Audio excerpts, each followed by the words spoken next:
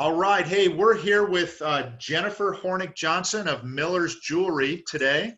And Jennifer, I wanted to first thank you for being the very first business of the month for Faust Law Office. And we appreciate your time today, but we want to get to know a little bit about you and a little bit about Miller's and how you ended up here.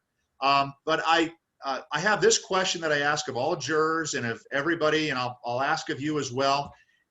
Jenny, setting aside your faith and your family, two very important things, just setting those two things aside, and your business, setting aside your business, your family, and your faith, setting those three things aside. What's the passion in your life, Jenny? What gets you out of bed in the morning? What are you about?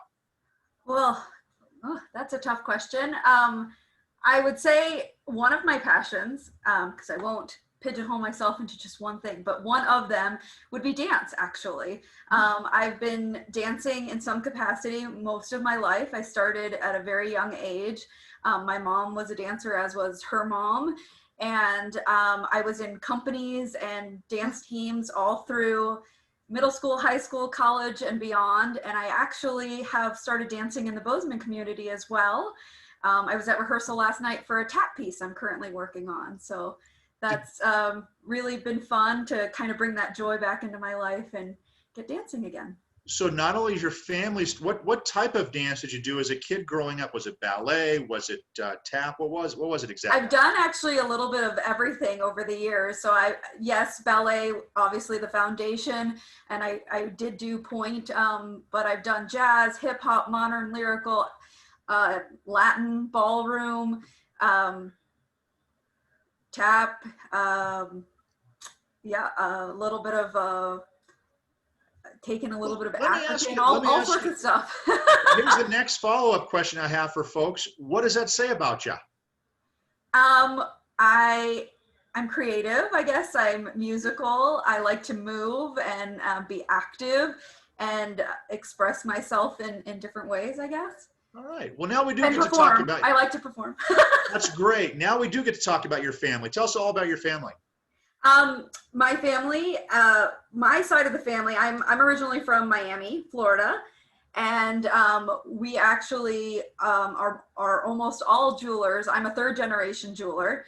So my grandfather came back from World War II and used his stipend to go to watchmaking school. And so he went to school in Colorado and then came back and started a little booth where he just changed watch batteries, and then it moved into watch bands and other watch repairs, and then into retail, at which point my father went into the business as well, and he was doing colored stone dealing, like door-to-door salesman, kind of traveling salesman.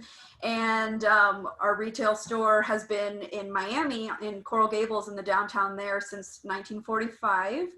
And then both my sister and I went into the business as well. I do have a brother who's not in the business. He lives in California, but he is in like tech software. And but my sister is still working with my father in our Florida business. So you grew up in Miami and ended up here. What was your first winter in Montana like? It's funny that you asked that, because my first winter in Montana was really harsh. Everybody was saying that it was the worst winter in a decade, and it was very shocking for a girl from South Florida. I've always loved snow, though. I grew up skiing as well, so it wasn't that I had never experienced it, but I'd never lived in it. But I just tried to stay optimistic and felt like if I could survive that, it would only get easier from there.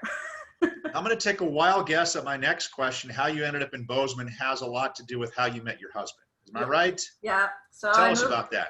It's it's a classic love story, right? You move for love, the things you do for the people that you love.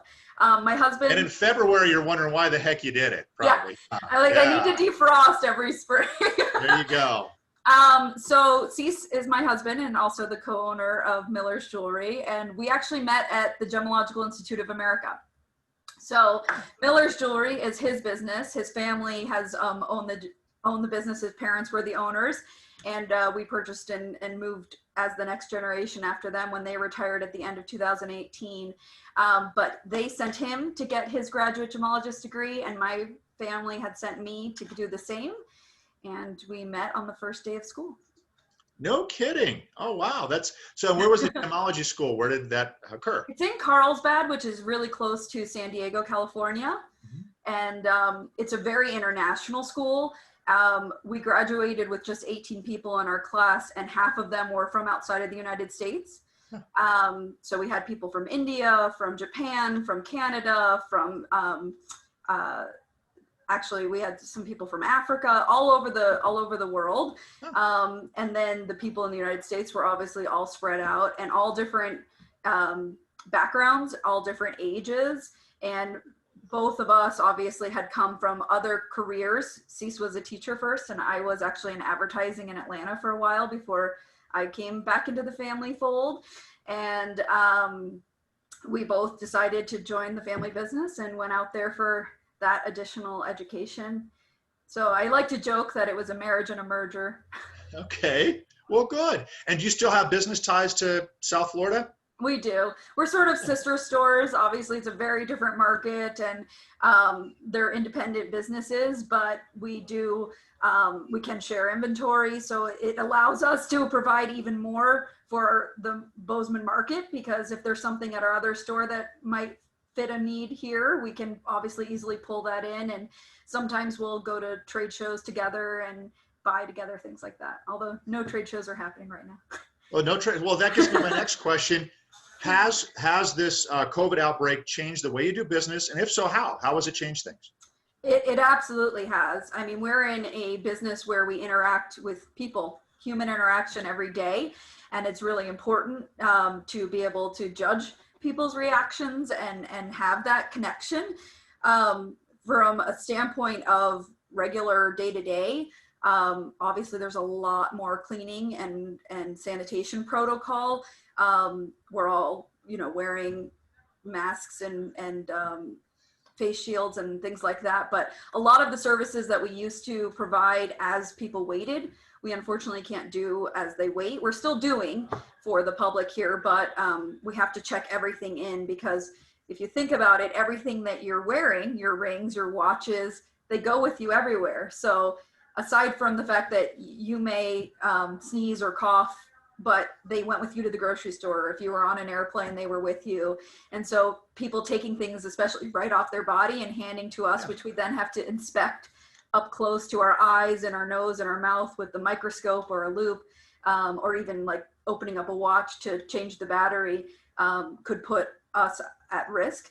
And so we just have to take a lot of extra precaution. But I'm feeling pretty great. I'm going to knock on wood a little bit here about our precautions, because even though we are doing a lot and it may be a little inconvenient for my staff and for customers, we're actually one of the only places that I know of right now that I won't say that. I guess I'll just say we haven't been shut down yet.